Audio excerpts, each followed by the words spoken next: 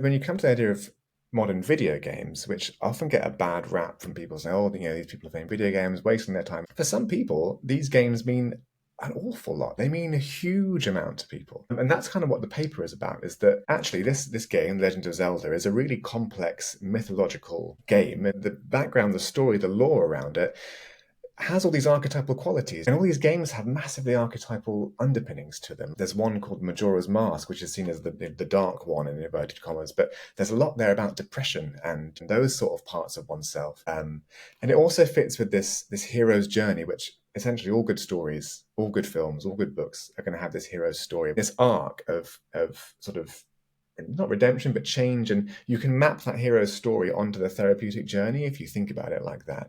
There's these things happening constantly, without you necessarily realizing it. But let's imagine, you go through this heroic journey where there is often strife, battles, essentially. So there's something like psychological going on that changes, that then affects the video game world, then comes back and affects your psyche.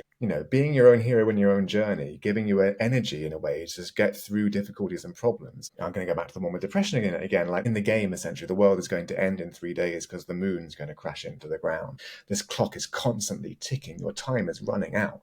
And you're talking to people talking about the world ending, and there's time running out, and it makes you question things about your own life. What am I doing? Time is running out. We're all not here forever. So if you're having that experience in real life, then living it in a video game, but sort of conquering it at the same time, it gives you this psychic energy to maybe approach things differently. It's like when someone reads a book that really speaks to them, and that seems very powerful. They take the energy of the character they were playing and live it in their life.